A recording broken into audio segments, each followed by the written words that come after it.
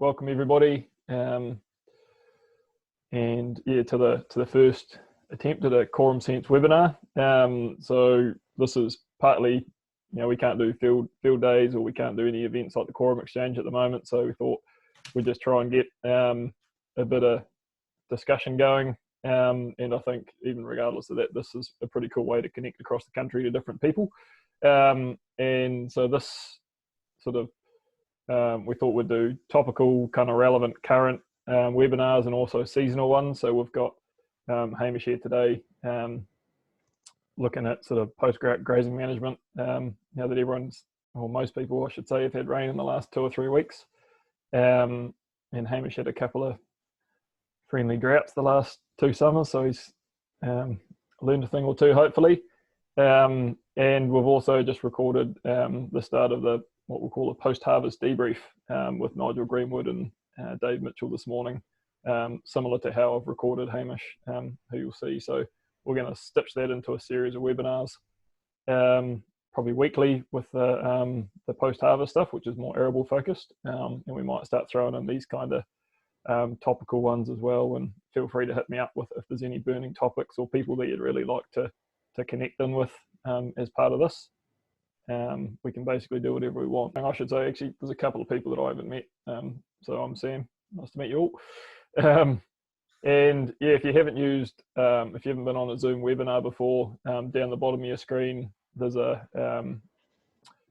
thing called Q&A, which you can use to fire questions throughout. And what I'll do is, effectively, we've got a half-hour recording of Hamish that we did last week.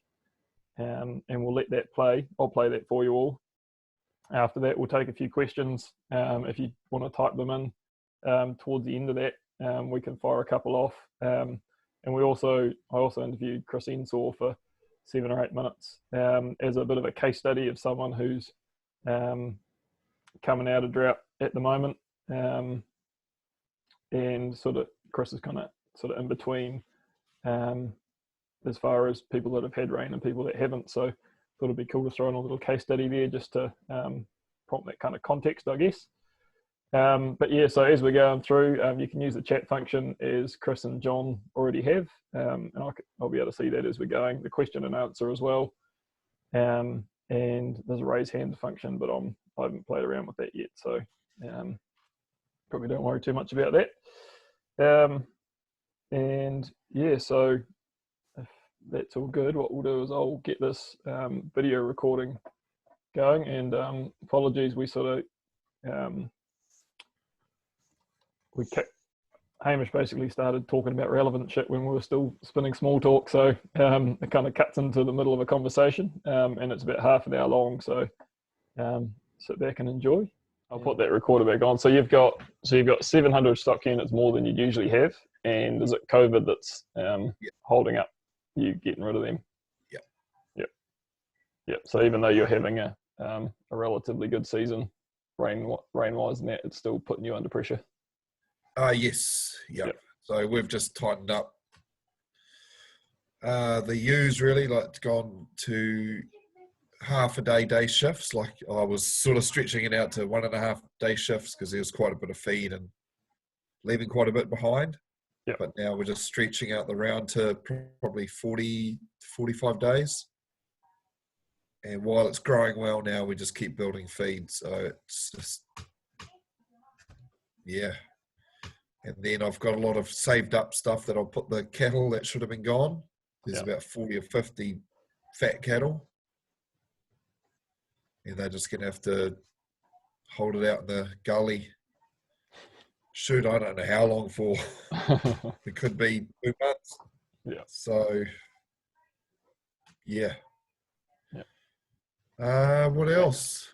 Yeah, got some grazing maybe up my sleeve, and but what I can see the beauty is by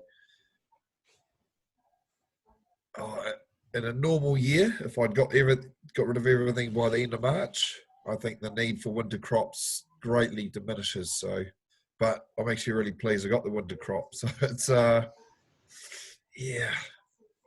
It's a few years down the track yet, Sam.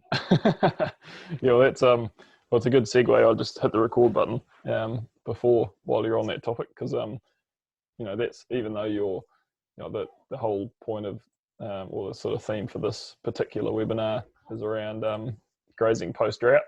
And I'm keen to talk to you because the last 2 years you've had 2 pretty significant droughts for your area the last 2 summers, and obviously you've been extremely focused on grazing management for the last 3 years in particular, and figuring out what works for you. So this is really a chance just to talk about what you've learned in the last couple of years about, particularly on grazing management, as something that's completely within your control.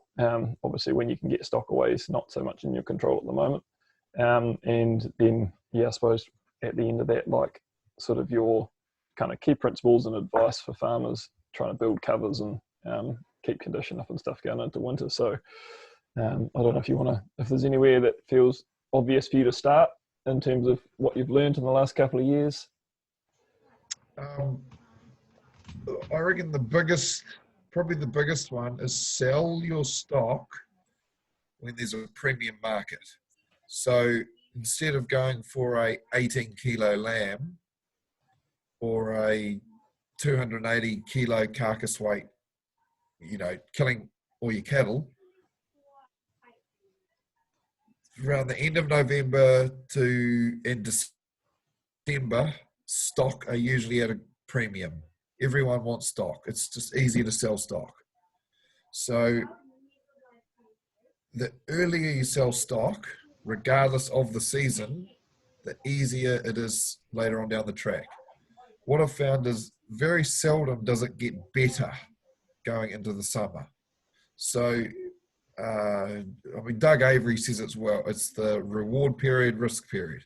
So if I can sell lambs at $3.80 a kilo store, that equates to about a $8.40 schedule.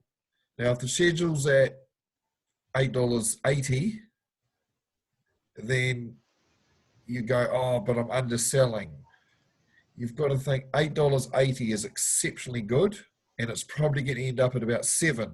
So if I sell at $3.80, $8.40 equivalent schedule is great money.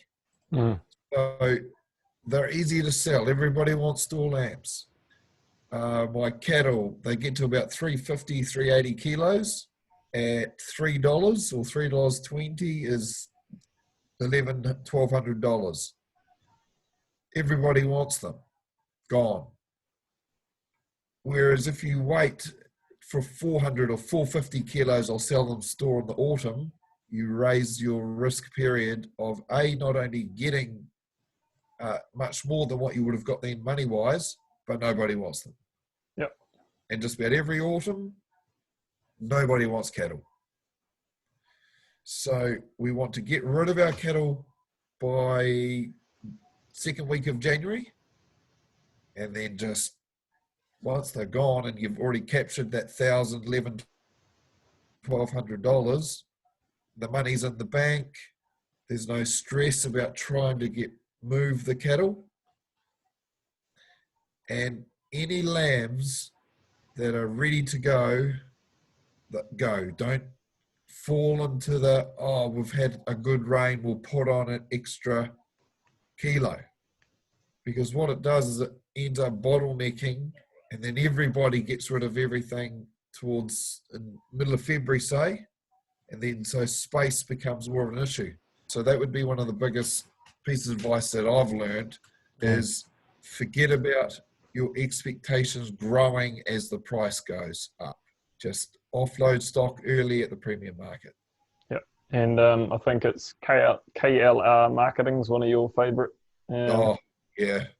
Just look up their YouTube videos and just learn from what they've got to say, because it's exceptional advice. What I'm learning is it's so easy to buy back in, especially in the autumn time. Very seldom is there grass everywhere. And if it is, it's abnormal. It's not normal. And then you just have to wait, be patient. But if you've got grass, you've the stress is gone, you've got options. But if you go into a drought overstocked, hard to get rid of stock, that's really stressful. A lot of it can be avoided. That's my point. Yeah, so to kind of move it on, so there's, like you were saying, and this year's a classic for that, sometimes you don't even get a spring, let alone a summer. Or sometimes, in this instance, we've got COVID that came in, where markets were looking really good and we didn't really know what this COVID thing was all about, and all of a sudden things shut down really quickly, and so your early decision-making options, even if they were a bit more risk averse, there's still people that have been caught out by that combination of drought and so we're in a situation now, and let's take the last couple of years of summers where you were drought and you did have more stock than you wanted, coming out of summer, and certainly a lot less grass. So you're stocked up. Yeah. You got a lack of feed. Yeah. It's just rained. You're a couple of months away from winter. Yeah. What are you thinking? What are you doing? So last year, where we didn't get any decent rain till May, where the drought broke, I before that I boxed the whole farm up into one mob, and we just had a 45-day round. After that 45-day round, we hadn't exhausted the farm to bare soil. There was still plants alive, ready to go if it did rain, because I had enough rest. And once it rained, then thankfully I had a pit of silage. So I just put all the ewes in one paddock, and I fed them pure silage for 3 weeks. And in that 3 weeks, the farm recovered tremendously. And then we started into the rotation. So for me, it was more important to get stock off the farm in the recovery once you get the rain than it was before that. Because if you start feeding out too early before that, how long do you feed out for? You could be going for weeks. So I found that getting everything in one mob actually worked really well. Although my ewe lambs didn't grow much, but we still scanned, funnily enough, 170% in the ewes, which I was really happy with. So we managed to, and the hoggets, what do they scan? I think they scan maybe 78%. So they still actually did all right for their size. But that again comes back to the genetics that we're using. The genetics from the Hawke's Bay, they handle drought. They go through drought, probably 3-4 times in 10 years. They're off a hard property. They get very little input. So they're used to just surviving on very little, and then once feed is available, they bounce back well. So they're all parts of the combination that we need to think about for dealing with tough environment. So if I didn't have the pit of silage, I think I would have quite happily spent $10,000 on sheep nuts. Yep. Something like that.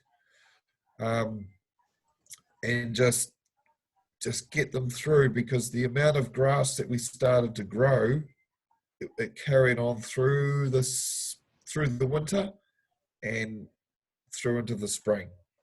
But if you keep eating that regrowth, you just keep limiting the energy of that plant. So that it was quite remarkable. I've never seen a recovery like that down here, going into the winter from keeping off it for 3 weeks. So yeah, definitely. I think if you've got too many stock on, you need to supplement somehow. Yep. And then once you've got the grass growing, get everything in a mob. mob, and then behind the wire.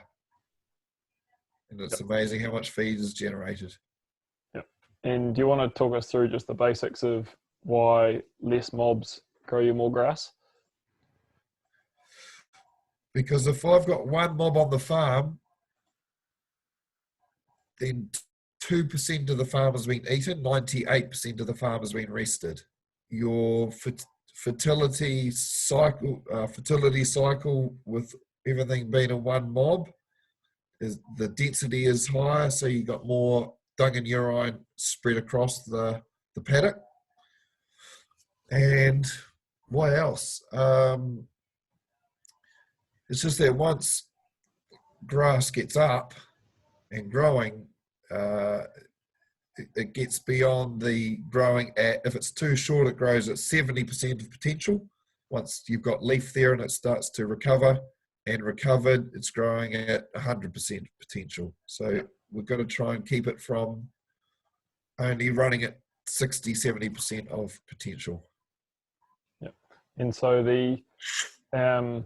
so let's say you've got a lot of stock on, you're lacking covers, you've got some supplement sitting there, and like you're talking about, you've got a decision when to use that supplement. So you're saying basically sacrifice part of your farm, feed out on it, and effectively deck it, and let the rest of the farm come away, and the grass that you grow on the rest of the farm, and then the way that you manage the rest of that will allow you to have more feed through winter than if you were to just start your rotation, but you'd be coming on to 1,800, 2,000 covers, and if you're lucky, maybe if you're lucky at this time of year, and probably decking it completely while it's still in recovery mode, and that's going to do more harm than or you're going to grow less grass if you do that, basically, even though you're supplementing and keeping it slow. Yeah, I think so. I was just amazed at how well the ewes did on the silage, but I also know they do well on the sheep nuts. Like if you've got a rough paddock, or I had put aside this paddock for this occasion, had rough feed in it. It annoyed me because we spent too much on the supplementary feed to start with. So what I'm saying is, if I don't need any supplementary feed, I don't need to buy any. So we don't make any silage anymore, or any hay. But if we do need to, $10,000 worth of supplementary feed is not a major compared to paying $10,000 to $20,000 each year for silage and hay or whatever. Yep. Hay's a good one to have up your sleeve. But for us, the cost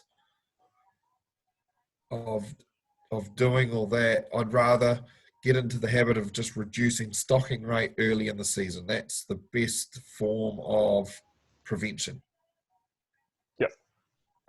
And now there's a bit of a caveat to that, where a lot of farmers have got the ram out at the moment, and if you're in that situation, and let's take Chris, who for when this webinar is playing, we'll chuck Chris up the video that I did with him quickly, and I think the ram's been out for just gone first cycle at the moment, and he's in the situation that we're talking about.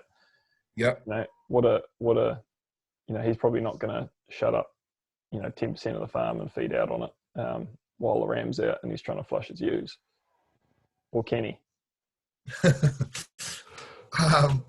Well, that's interesting because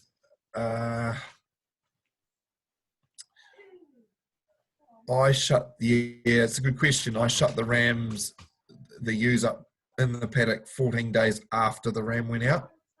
So the ram was still with them. But, it's a tricky one. I think, you might want to flick round on as much pasture as possible before you did shut them down. Yeah, that's probably a good point. Yeah, particularly for that first cycle, just to. Yep. So 14 days, they scanned well. Our dry rate was low, sort of around the 2%. So it worked. But this is where I think good genetics still scan pretty well, even under tough conditions. Yeah. And genetics play a huge part in that, I reckon. Sweet. So let's move along. Theoretically, you've got your rain, your farm's coming away. You've decided to use what supplement you have, and you've kind of held your stock on part of the property, let the rest come away. That 3 weeks later we're starting to move again. What are your kind of grazing targets as far as we've still got warmth and sunlight and that kind of stuff, so we're still trying to build covers going into winter. What's our grazing strategy? For me, it's trying to get as much of a round recovery as possible. So, man, it's tricky because I probably, once we grew that feed, I think we would have gone into an 80-day round. And so the most important part was planning the 80-day round, and then pretty much sticking to that. And if you go a 30-day round, you're just not going to build enough cover. And so at the end of the 80-day round, we were probably going into covers of, it's hard to remember now, 2,500, which is remarkable from what we started off with. And I think another thing is, for the guys that aren't the purists, put some nitrogen fertilizer on. I mean, it sounds counterintuitive, but if you haven't used much nitrogen fertilizer and you're building your carbon levels, etc., it is still a great tool, especially if going into the winter, you're close to the winter, it will get you out, it'll grow you more feed. It's still the cheapest form of feed, and don't write that strategy off either. Yeah, in my opinion. Yep. So in that situation, I mean, last year it was May by the time it rained, so you didn't really have the chance to get one rotation before you really slowed it down. But I suppose if you were treating if you had an autumn, you're treating it a little bit like a spring, so you've got the opportunity to build covers. I suppose where I was getting at is, are you just trying to take that top third, promote a bit, or at that point, even in autumn, so you're thinking about crescent, for example, you just wanted to let it go and then just that sort of 1 or 2 pass winter round? Yeah, no, it started building pretty good, and we just decked it and moved on. Yeah. So there was no leaving a third or half, just 80-day round. If you want an 80-day round, you can't leave a whole lot behind. Just doesn't stack up. So part of Ian Michelinus's teaching, and I've just got the first 2 workshops of his up on the Quorum Sense YouTube, which go into a bit more detail. But he basically advocated a twice, a 2 rotation winter round, where on the principle that that first round you're just taking the top third to half or whatever where the energy is. Yep. And then you've still got some recovery over that winter period. So by the time you come back, and whether that's 45 days or 60 days or whatever, again, that plant's had a chance to grow. It's got more energy. So over the period of that winter, you've actually got the ability to capture more energy, more feed, than if you were just to do that one longer rotation pass. It's so I haven't tried that, but there's two schools of thoughts. If you go around too fast and you say in 45 days, or say 40 days, it's half of 80, then in my opinion, the plants aren't recovered enough. So you've gone around too fast and they haven't recovered. Whereas I find down here anyway, we get great recovery if you've got more length. So by the getting into July, we'd actually had really good recovery. The plants, a lot of them had recovered. We ate them down and they sprang away quickly after that. Whereas if I'd gone around fast, they might have only 50% recovered to start with. And then you're eating them half So you just keep hair cutting them and using up their energy root reserves because they hadn't recovered.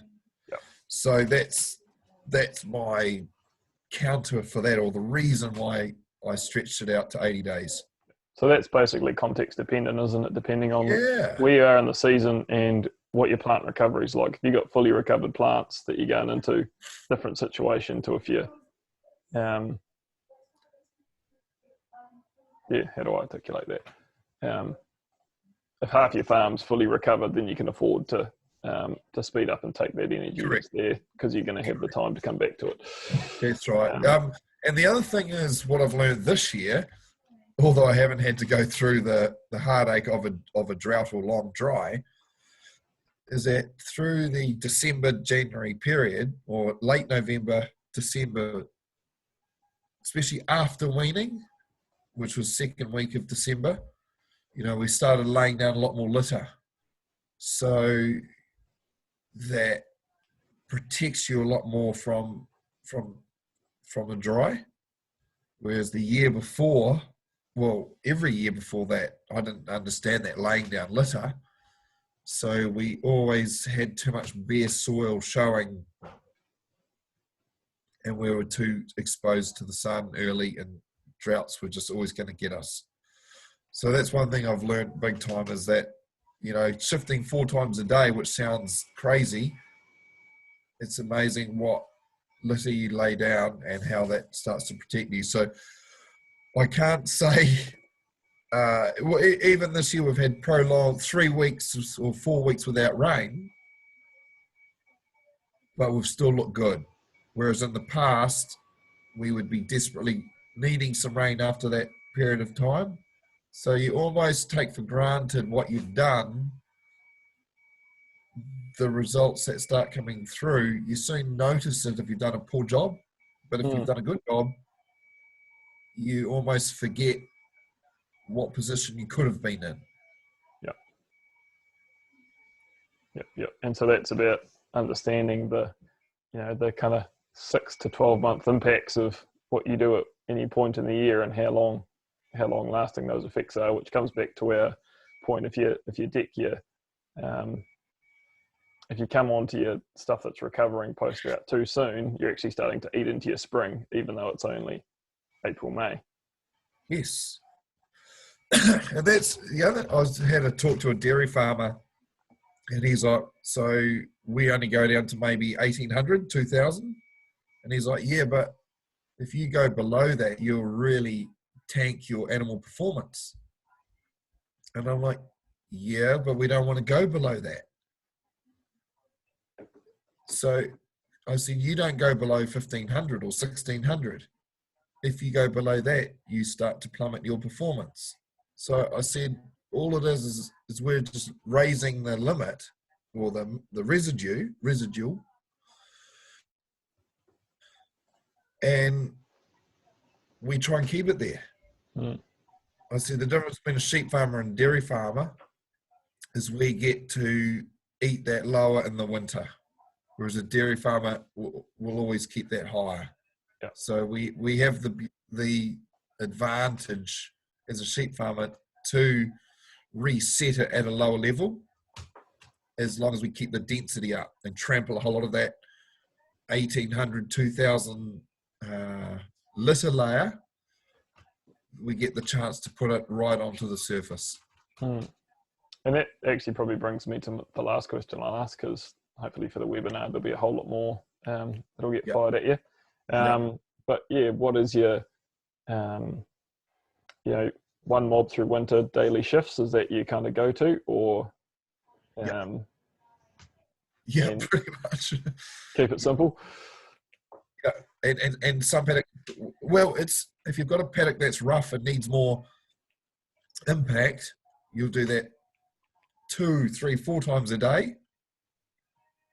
And then some other paddocks which are nice, more vegetative, with less crappy grasses in there, or tag, once a day, once every 2 days. Like it all depends on the pasture that you're going into. and what impact you want. So if there's a paddock with a sideling, fence them off overnight at night time on the side or the face that you want to restore, regenerate, and strategically graze like that. And that just has profoundly the biggest effect on your farm, well above putting on fertilizer, dare I say. Yeah. So that's your fertility transfer from your Yep. high fertility camps down onto your, and just using the animals to do the work. Yep. Right on. What would you rather be doing in a filthy South Otago southerly than Melbourne? Shifting twice a day. It's still easier to ring the truck and put the fert on, but it probably costs us $40,000 or $50,000 that we don't need to. So on a stinking southerly and down south, the last thing that you feel like doing is doing 2 or 3 shifts a day. But actually, in saying that, some of your best impacts are from those weather events. If you do it shift twice a day, beautiful. After that, beautiful. Yeah, I can't remember who it was talking about gentle strategic pugging on certain hillsides to a certain extent to try and actually create, I suppose, the kind of basically to create pugging holes that'll actually catch and infiltrate more water at key times of the year, which to be honest, I hadn't come across that one before, but it makes sense as long to a point. Well, yeah, I mean, Joel says it best, doesn't he? Caressing or massaging the soil. Yeah. Sweet, right. Well, I might I'll hit the stop recording button there, and we can open it up for Q&A when we run the webinar and see what other questions people have got. Okay, I think that worked. I hope you enjoyed my flashy piece of video technology there right at the end. And yeah, sorry about the volume earlier on. This is a bit of an experiment.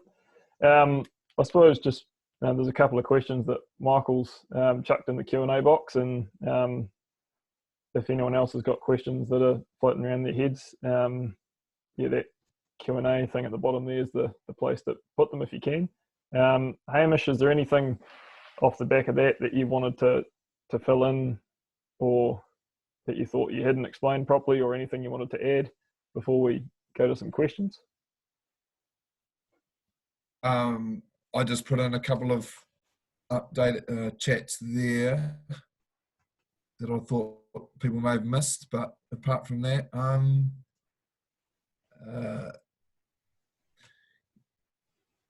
yeah, I mean, there'll be people here that have been through more droughts than I have, so I'm just as keen to hear their views on all this too, because all of our situations are so different.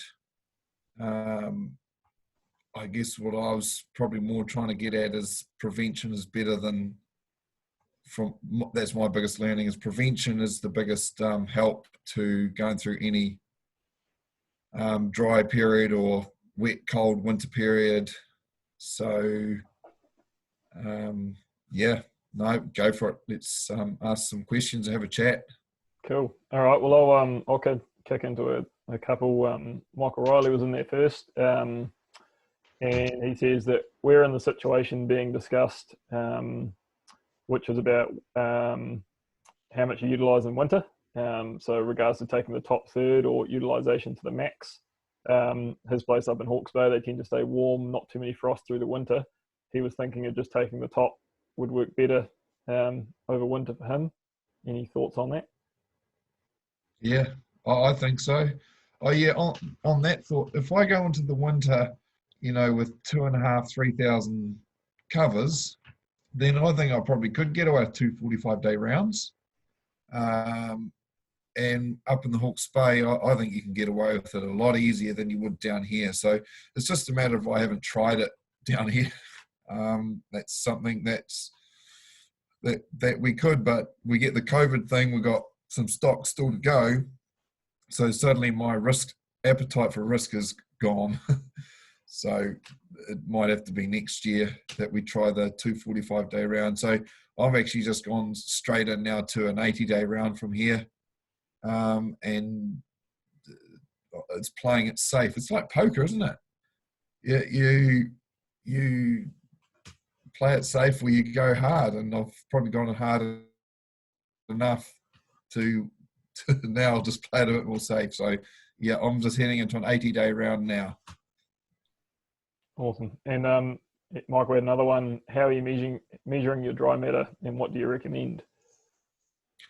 I basically budget on eating 1,500, if that makes sense. So if I've got 3,000 cover, I'll go down to 1,500, maybe a little bit more. So I've got some buffer.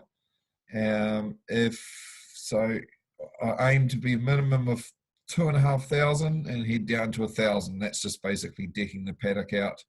So it covers all your wintering, snow events, etc. The better your covers are, and so yeah, I've just put in the plan that I've got 1,600 ewes in a mob. They will get about 1.3, 1.4 a day. So they need, so 1,800 to 2,000 kilograms of dry matter a day. And if I've got 3,000 cover, I need 1.5 hectares per day. That's how I do it. So I get my total area, say it's 120 hectares, divided by 80 days is about 1.5 hectares per day. Yep. And you're measuring with a plate meter as your go-to. Oh yeah. Yep. Yep. And actually, probably on that note, we didn't really talk about your grazing planning or feed budgeting approach. I want you to quickly cover that off, seeing as it's pretty related. Yeah, this is always the most interesting debate. I have my Excel spreadsheet that I've used for 20 years, feed budget, just demand, animal demand, pasture growth rate, pasture covers, and you put in your crops or supplementary feed or whatever in there. And so I work out how much feed I've got ahead of me, and then I work back and then fit the grazing plan around that. So yeah, apparently you're meant to do the plan and then adjust your plan to what feed you have. To me, it doesn't. I can't see the difference because I just start with the reality of what I've got and work backwards. Whereas, in my opinion, you come out with the same answer. So the outcome is what I'm after, and if we're achieving the outcomes that we're wanting, then the plans are effective. And then I just basically draw on a map my rotations, and so I've got 2 rotations on the farm, and I colour them in, and I mark out the days I need ahead of me. So 80-day rotation, I'll mark out those areas, and away we go. And it seems to be working really well. But ultimately, I should be doing grazing charts. That seems to be the proper way to do it, I guess. And I just haven't got my head around it yet. And I think if you haven't got yourself ingrained in a way of planning, then that would be the best way to do it. Awesome. And a question from Dave Mitchell, which was that KLR marketing, Yep. which it was. Maybe we can chuck that link back in the WhatsApp chat after this webinar. If that'd be awesome. Cheers for that question, Dave. Another one from David Gardner. Do you have snow risk? And if so, how do you deal with that? Yeah, it's a good question. We don't have huge snow risk. Since I've been here, no huge dumps of snow that are catastrophes, but we've got some really nice north-facing gullies or hill faces, and I just go through the winter having feed on those so that I can just chuck the ewes in there for a few days because they melt really fast. And if we have snow hanging around here for a week, then yeah, I might be in a bit of trouble. But Flip, if we got snow hanging around here for a week, then the South Island's stuffed. You know, we might have snow for 2 days max since we've been here. But yeah, maybe I should have more. We might have 20 hectares up our sleeve for those events of rough feed in nice sheltered warm faces. Great. When we get that agroforestry setup going, mate, we're going to have even more shelter. I look forward to the day. It'll be beautiful. Another question from Dave Mitchell. Mixing mobs with sheep and cattle, what's your sort of optimum stock unit ratio for sheep to cattle? Or what are your rules there? Well, I started off, once I boxed up the 900 ewes with their lambs, I boxed up the cattle, the 2-year-old finishing cattle as well, but they didn't actually like that. They raced to the gateway pretty early, and I don't think there was enough cover there to start with. So I had them going ahead of the ewes and lambs, and actually I did that all the way through to weaning. And then after weaning, I put the cattle in with the lambs, and that was no problem. They've actually been with the lambs the whole time, and they've done exceptionally well. My biggest problem has been my water system hasn't kept up properly when we got hot, and when I have a bullcock come loose or a leak and it drains my tank, then I'm in deep trouble. So I've got to sort that out for next year. That would be my biggest limitation at this stage. But whereas in my ewe hoggets, when I lambed them, I had my heifers and their calves in with that mob, and that worked really well. So there wasn't quite as many hoggets in that mob. There was 1,000 hoggets, but you know, there was only 800 lambs because the second cycle ewes are in the hoggets as well. And the heifers with the calves, no problem. So I think just at the start, when my covers went high enough, starting that rotation, the finishing cattle didn't enjoy it. So, Really, and actually that probably leads us on to a question that Michael Riley was asking on the WhatsApp just before we kicked off around running 2 mobs versus leader follower, and when you'd look at using either of those. Oh, I've spent a lot of time thinking about that, because ultimately what I would love to do is just put all my hoggets and my ewes in one mob, well, everything, and just in one mob through February, March. That's my trump card if we get dry.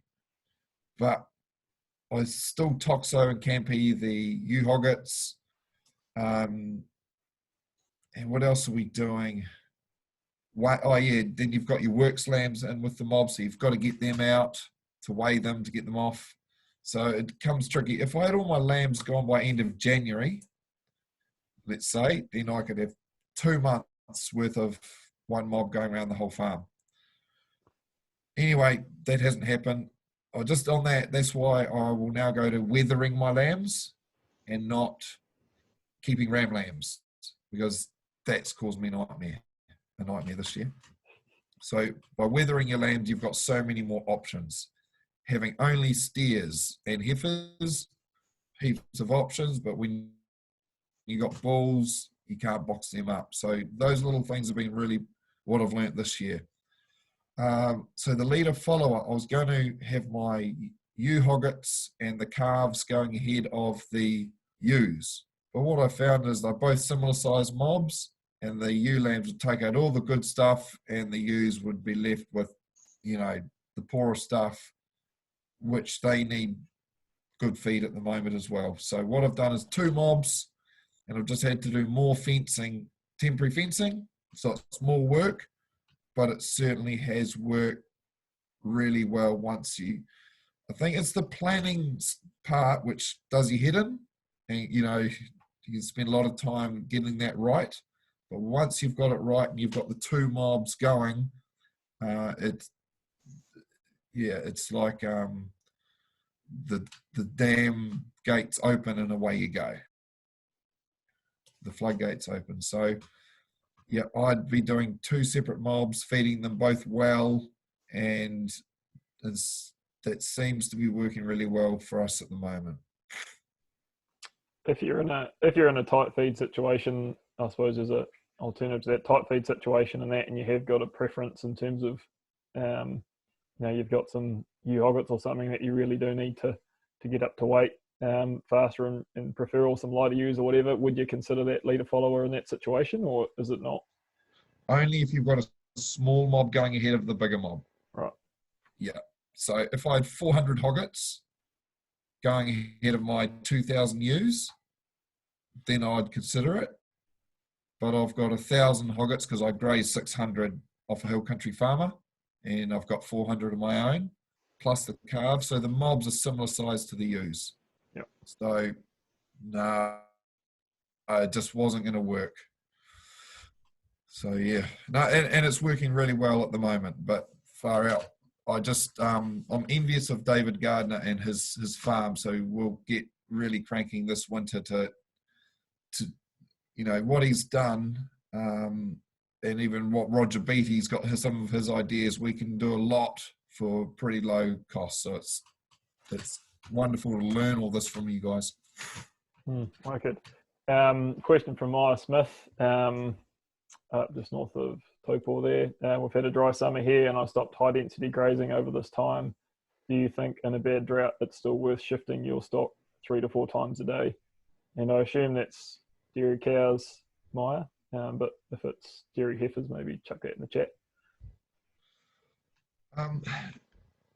If you've got feed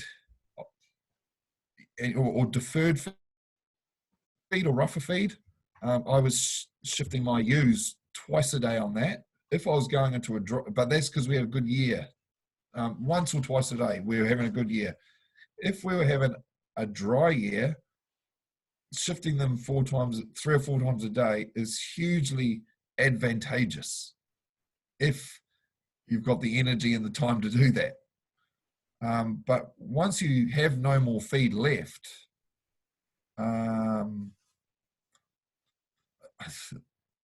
you're sort of snookered, really. I don't know. I wouldn't carry on doing 3 or 4 times a day.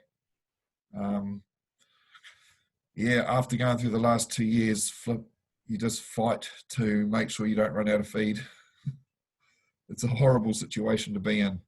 And dairy farmers, I don't know how they do it. The amount of demand that those cows have right through the season is just huge. Whereas for sheep farmers, we wean, shut the ewes down. We can go through 2 or 3 months and survive. But dairy farmers have a lot less scope to drop their demand. So you guys impressed me, Maya.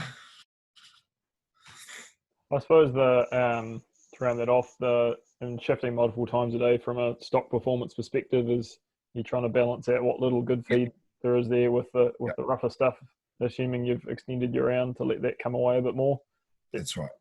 Yeah. It's to keep the animal performance up and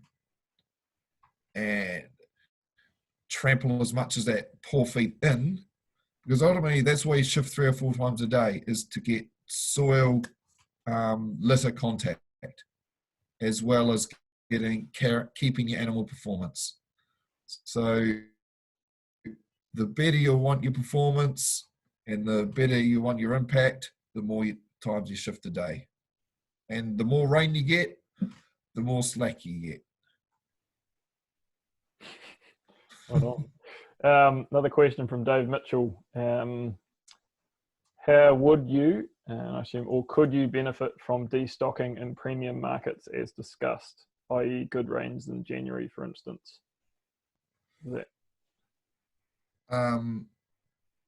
So say that again. Yeah, I'm not.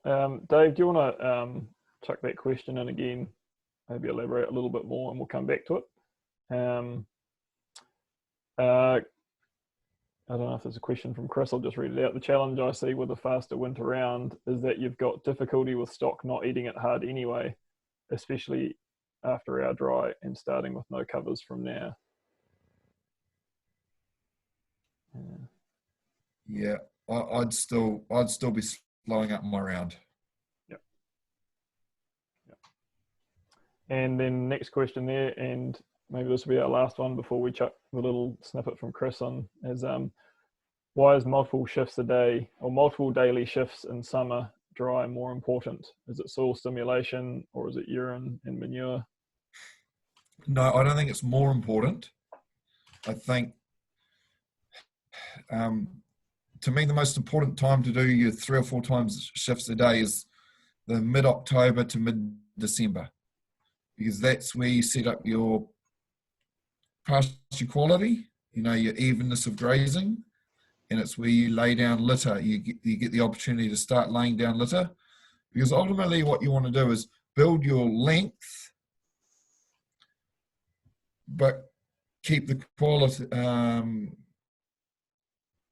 keep 90% of the plants eaten. If you do that early, then it sets you up down the track. But if you start losing the quality and not getting enough density early, then you've got to come back and top to reset. Well, I do anyway. And then if you've built the length, you can start laying down the litter, and then you're protected more against the drought. And so if you do start going into the dry, shifting 3 or 4 times a day is still, you're better doing that than not doing that. But it's not like you still won't get through by shifting once or twice a day.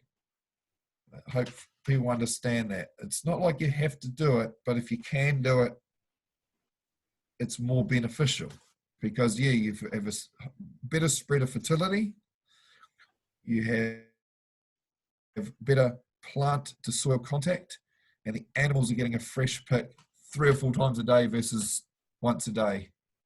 And all the aggressive animals eat all the good stuff, and the poorer doing ones get the crap at the end of the day. So you get a bigger tail end the less shifts you do when the pressure comes on. And when you're, just for clarity, when you're talking about eating 90% in spring, you're talking about having one bite out of at least 90% of everything in the paddock, not eating 90% of what's there. That's it. Yep. Hold on. You're eating a third. Yep. A third to a half of the plant, but you're eating 90% of the plants. Yep. Nice. So Dave Mitchell just clarified his question before. So you said your selling window, was December, January, when everything gone, all your lambs gone by mid-Jan, I think it was. And it's the same with your finishing cattle or your trading cattle. What would you do if you did get good rains in January, February? Which is what we did this year. And I've been trying to get rid of my cattle since the end of January. So we've still got 10%, 20% of them on now. So it's been a long haul.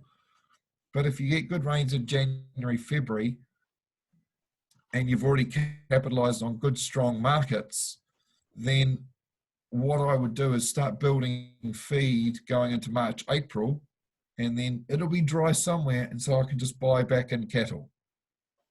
So what I've learned is don't panic about building feed ahead of you and it going into a dry period, but you're getting rain. So if you do end up getting rain, wonderful. You've already put your money in the bank.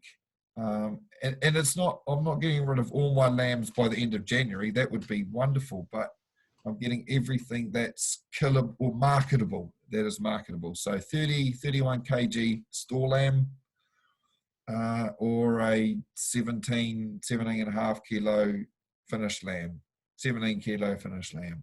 Yeah.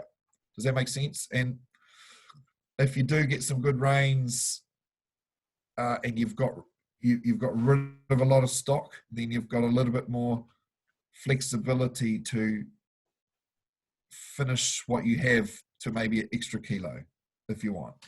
Hey, we had a look at a case study of Chris's before, and we're not showing it because the quality's not that great. But any chance you can comment a bit more on options for farmers coming out of drought, and especially in terms of how you manage with having the ram out and the potential risks and compromises in terms of sort of holding them up and feeding out versus getting them going, and the different ways you manage that. Because a couple of other things I forgot to say is, for me, 2 cycles for our users is ample. So 34, 35 days, take the ram out. And because what I find is it's those stragglers towards the end of your cycles which stop you from getting them into a mobbed up early. This is once they've lambed. So can Chris take his ram out because he would just about be 30 days. So soon he could take his ram out soon and box his ewe lambs with his ewes, because my brother-in-law Simon did that last year. He had the whole mob running after our dry summer last year. He just had the whole mob running through the winter.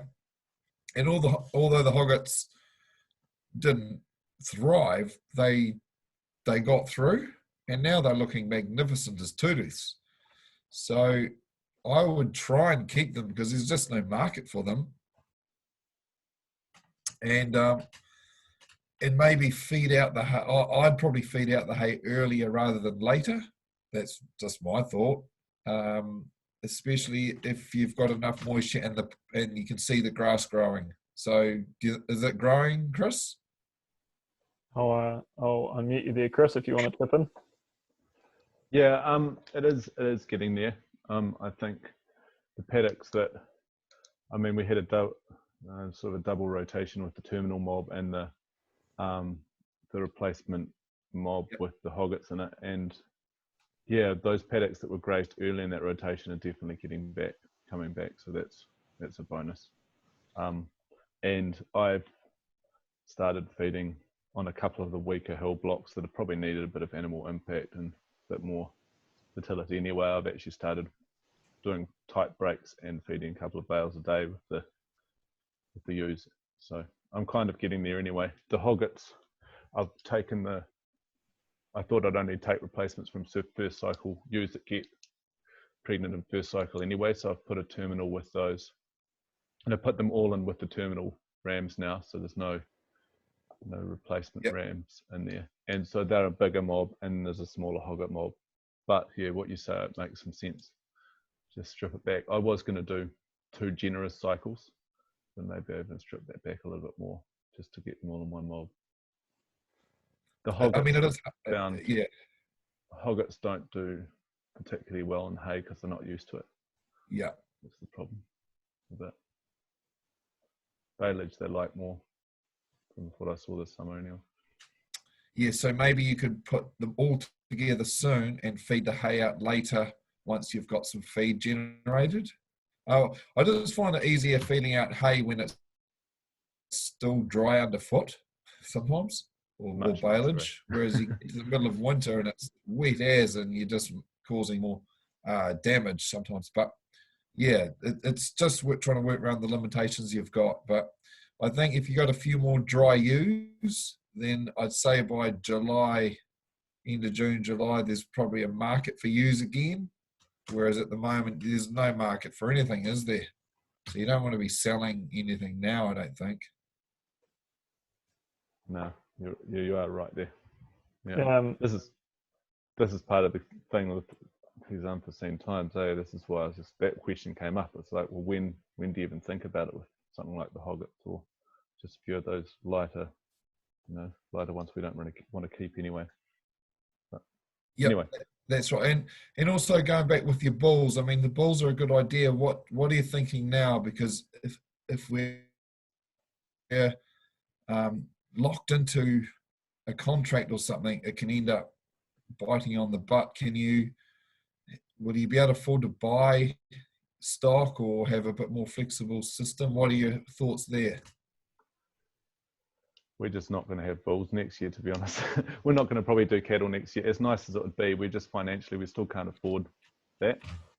So that's, we can't really do the cattle thing. And I thought about just making the most of prices are pretty low at the moment. They may stay low into the winter, into midwinter anyway, hoping we might have some feed and then think about buying some then. But it's still, I don't know, I kind of am almost thinking, why don't we see if we can buy some in-lamb ewes and just increase the numbers in early spring, something like that, or even lambs at foot instead, and then we just run them all as a sheep system this coming year. The place is still not properly set up for cattle anyway, and so just increase our numbers that way, and then we'll have more stores if it really comes to it that we can sell or whatever it is, you know.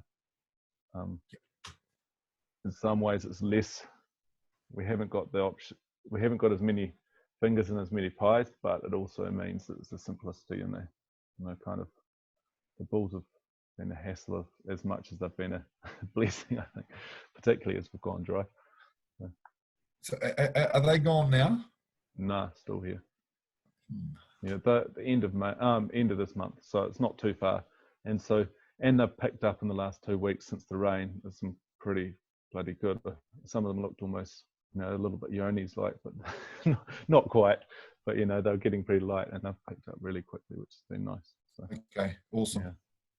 Yeah. Chris, we actually had a question from Andy Bunny for you, which was, would it be easier to buy in-lamb ewes instead of carrying the hoggets through? I imagine this is something to do with the fact you're organic and you're running Wiltshires. What we've actually got our eyes on are some that were low input ones that went, it's a bit of a story, but they're low input composite that are actually Wiltshire cross composite, and they've pretty well been organic. And the times that we're in, if you plead your case well enough, you can often, with the organic thing, you can often get a leniency. And so what we may end up doing is just, you know, that was part of my reason for thinking, get rid of a handful of the weaker replacements, and maybe even, you know, buy a couple of hundred. I think there's 250, 240 of these birds here. I think they were composites, and they're quite good hardy stock. And the guy I've been chatting with, he's looking at getting rid of them probably as they've dropped their lambs. So they'll cost a bit, but they should make their money back if they've got a good lamb drop, you know. So that was my other thought. What you said, Hamish, we did the same last year. We had a similar summer last year, you know, and our tutus look really surprisingly good considering that they look pretty average this time last year. So it does give me confidence that they'll get there. Yeah, definitely. Anyway, thanks. Good suggestion, Andy. Yeah. That's definitely something we're thinking about, and something to look into more, I'd say. Sweet. Hey, thanks, Chris. I'm gonna play God again and mute you and just open it up. Is there anyone else? We've still got about 20 odd people on. If anyone wanted to jump in and sort of share any similar experiences that you think the people might be interested in, just maybe just check your name, just sing it out in the chat, and I can unmute you there. All my penciled in questions have been asked so far, so I haven't got much else to fill in the gap. But if no one else does want to jump in, then we can wrap it up 15 minutes early. Hamish, you got any last words, mate? I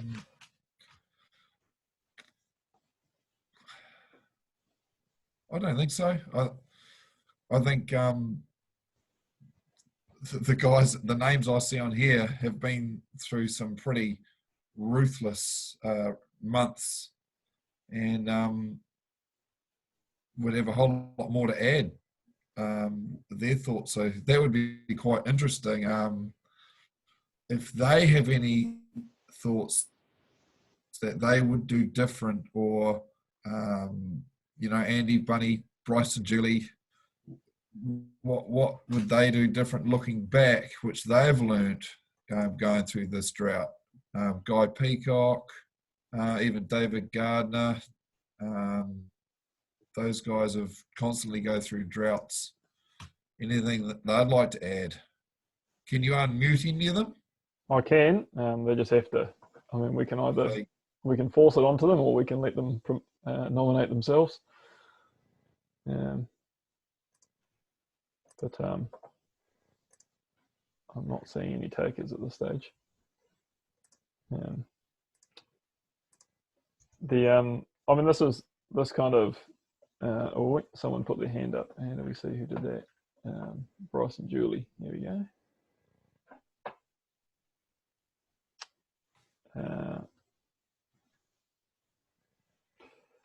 There you go. If it's Julie or Bryce, I've done half of it. You just have to. There you go. How you doing? Good. How are you? Good, thanks. Yeah, Julie. Good. Hey, Hi, Hamish. Right. One thing we would have done differently is way back in December, just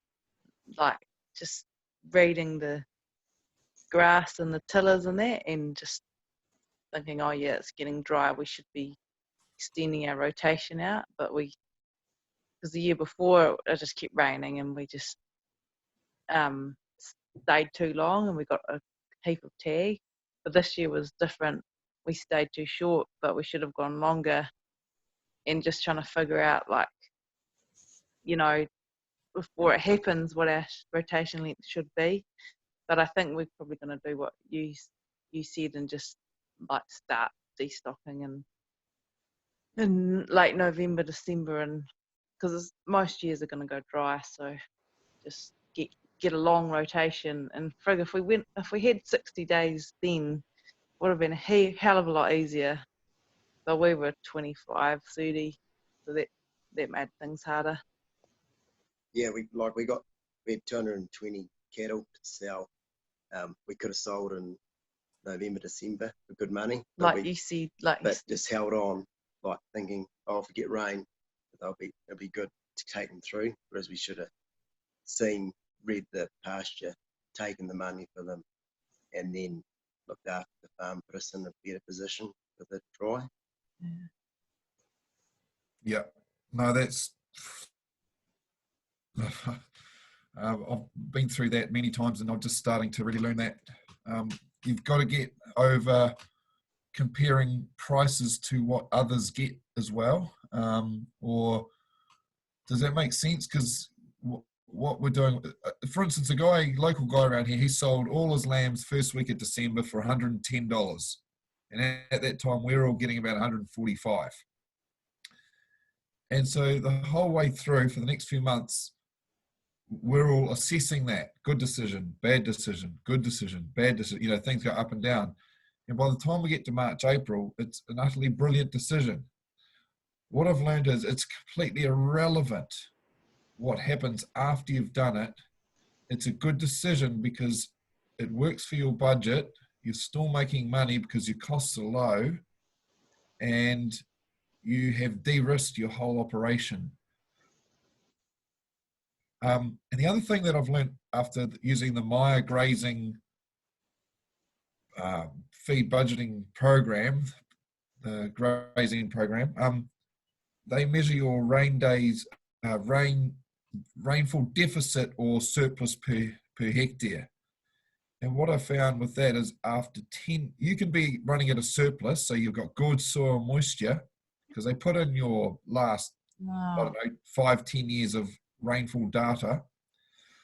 What I learned was after 10 days to 2 weeks, if we've had no rain, suddenly our soil moisture goes into deficit really fast.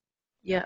And so when we're green and we haven't had rain for 10 days, a couple of weeks, say, I'm just learning now to make decisions while you're still green and growing well. Yeah. Oh, Yeah, because sorry. we're 700, yeah, we're 700, 750 mils of rain here. So you guys are probably, I don't know, Wairarapa, you're probably 600, are you? So, Oh, I thought we were 900 to 1200, but we get most of it in the winter. So, oh yeah, no, it's irrelevant how much you get. It's your spread. So I just remember farming in the Wairarapa for a year, and I said I wouldn't like to go back there because it's. I thought it was flipping tough. But understanding how quickly you can get into a deficit. So if you're in a deficit in December, it's really hard to get into a surplus from then on. You've got to have a huge amount of rain, like going into the summer. But if you've had really good rain in November, December, you can go for quite a way into the summer. So that's been one of my biggest learnings is understanding how fast you can go into a deficit. yeah, that's really, really helpful. Thank you. Yeah, we try not to make that same mistake again. But this is why we're all doing this, because we've so much to learn. Yeah. I think another one of the things I remember Dean Martin always pointing at was in those situations you're going into deficit, you get a few hot days in that, and if you've got pastures that are fully recovered and you're not grazing them at that point in time and they go to seed, that seed set seems to, in his view, at least draw a huge amount of moisture out of the soil as well. So if you kind of miss the boat there and don't beat that grass before it goes to seed, then it seems to soak up a huge amount of the moisture. Yeah. And make, and so that kind of keep as much of the platform vegetative as you can, but obviously don't worry about the rest until you need to. And there seems to be a soil moisture component to that as well. Yeah. Guy's got his hand up, so we might check him there, and this might be our last question before we wrap it up. How you doing, Guy? Go for it, Guy. Yeah, no, it's funny. Just to listen to what the students had to say. I was sort of looking at rain levels and moisture levels. We were close to 100 mil short of our winter rainfall going into the spring. So the alarm bells were there, but you get a mild winter and you sort of think, oh, it's not so bad. But indicators, it doesn't matter how many seasons you do, you seem to learn single one. And if you always look back and go, man, I didn't know much last year, and I thought I did. But that was a key indicator that, we were going to be in trouble. And a lot of guys were saying, oh, well, it didn't rain over the winter, so it's going to rain at some stage. Well, it still hasn't. It did in Masterton, but, they're the things we probably need to check up on and just make early decisions. But markets were good. We were only one rain event away from kicking ass. It just didn't happen. And then coronavirus, everyone's got too many stock on that they would have normally sold by now. But yeah, everyone's sort of in the same boat. So it is opening a can of whip-ass though, isn't it, Guy? Yep. The best thing about the coronavirus with a small farm and not having to do my day job every day, I've been grazing stock on the road constantly for probably 4 hours a day. I've just stopped grazing the ewes because they've run out. They've told me there's nothing decent to the coast by the road for them, and the cattle just do what they're told. So it's been a blessing. But and ram going out this week, so see what happens. Yeah, no, awesome. Thanks, Guy. Spot on. Cool. So that's a lot of that comes back to planning and trying to plan our way out of being overly optimistic every year. And we've got, I think it's pretty much 9:30, so we might wrap it up there. But I suppose just from my perspective, I'd love, this is a bit of a trial to see how much you all get out of it, and how we can do better. I'd quite like to do something like this every week for the next few weeks, certainly on the pastoral side of things. We're going to be doing it for the arable as well. So yeah, would love to get your feedback on how this has gone for you. Maybe just flick me a message on, you'll find me on the WhatsApp, just flick me a private message or email the contact at Quorum Sense email on the end of that. And yeah, so anything you'd want to do differently or bet, or any other topic ideas or anything like that, or anyone you might want to hear from, would be great. And I think in the future we might just do some of this all live, but just as we were kicking it off, I thought we'd start off with those pre-recordings, which seem to work okay, but yeah, I suppose when you're replaying a video back and sort of duplicating the potential technology issues, the quality's not quite as good. Yeah. Yeah, so anyway, any final comments there, Hamish, before we call it a day? Yeah, I definitely the planning out your grazing plan has definitely helped me hugely. The clarity takes the stress away, and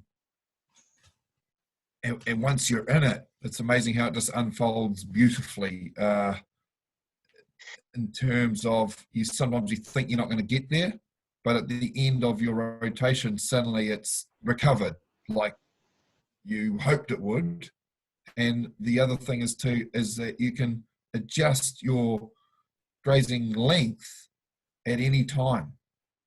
It's just brilliant how you can adjust so quickly when you've got the control. You've got so much control with having very few mobs. But if you've got mobs everywhere, it just gets really messy. So I'm just absolutely loving it. And if you guys can watch that Richard Teague video that I've put on the Quorum Sense, I just really enjoyed that too. Him and Alan Williams are just brilliant to get some more education around grazing management and stuff like that. So no, it's been great. Well done, Sam. Thoroughly enjoyed. I think doing it live, I don't think will be a problem.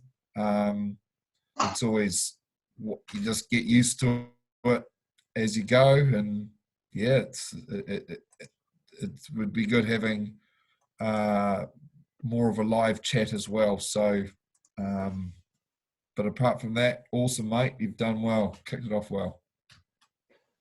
Beauty. Right on. Oh, thanks very much, everyone. And yeah, hope you all have a good rest of the week. Happy Easter Monday, I guess. I'm getting paid double time for today, so I'm happy, man. And yeah, well, yeah, make sure you send me some feedback and thoughts and ideas, and we'll make sure that we can make this as useful as possible for you. So easy. Good man. Cheers. Good night. See you guys. See ya. Bye.